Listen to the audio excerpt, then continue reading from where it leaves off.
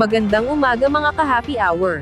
Narito ang mga balita para sa MBC TV Network News Update, 9 AM edition. NPD, handa na rin sa pagpapatupad ng 5-minute response. Handa na sa mas mabilis na pagresponde ang mga pulis sa Northern Metro Manila.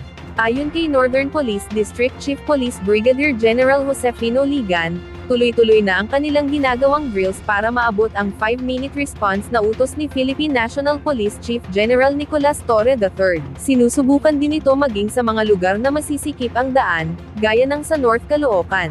Ayon pa kay Chief Ligan, pinaigting na ang latag ng mga pulis sa NPD, na mas ramdam na sa mga lansangan at nagpapatrolya. Layo ng hakbang na masigurong maipapatupad ang crime prevention sa bansa, gayon din ang public safety partikular na sa crime-prone areas.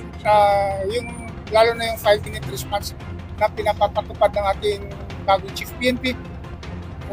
Tuloy-tuloy po yung pagdidrills namin, and yung latag ng police, like I said, andiyan yan sa ating mga substations, and particularly dun sa mga substations na ini-activate natin para magpatrolya.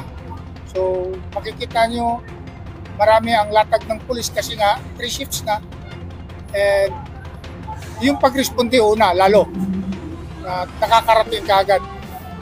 Ina-timing namin as much as possible yung 5 minutes makukuha. Nata-target na sir, naabot natin? Yes, nata-target natin. Doon sa mga drills natin. Even in North Caloocan, kung mapapansin nyo, masikip ang mga daan doon. Maraming tao. But then again, we were able to manage and respond. Na-met natin yung 5 minutes.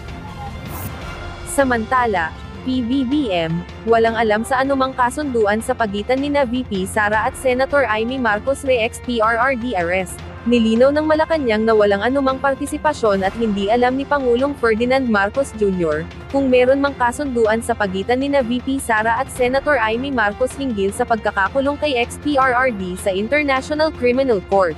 Pahayag ito ni Palace Press Officer Undersecretary Claire Castro, kasunod ng pahayag ni VP Sara, na dahil si Pangulong Ferdinand Marcos Jr. umano ang nagpadala sa The Hague kay dating Pangulong Duterte, dapat si Senador Marcos ang magpauwi rito sa Pilipinas sa dating Pangulo. Binigyang diin ni Castro, na walang alam si Pangulong Marcos sa kasunduan sa pagitan ng isang nanggagamit at isang handang magpagamit.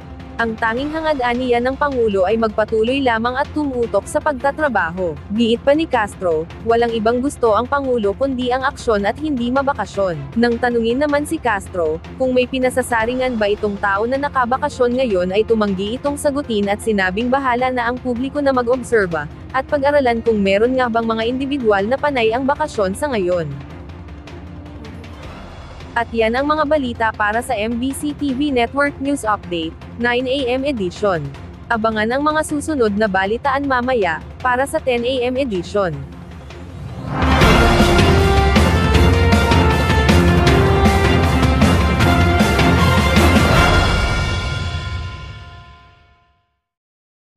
Mga ka-happy hour, kung gusto mong manood ang mga balita sa MBC TV Network News Update, mag-subscribe sa aming YouTube channel, i-like ang aming Facebook page, at i-follow sa aming TikTok account.